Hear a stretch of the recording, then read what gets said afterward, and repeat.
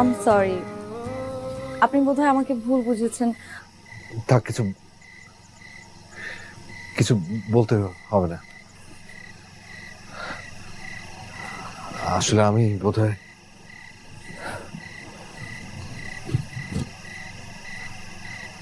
ওই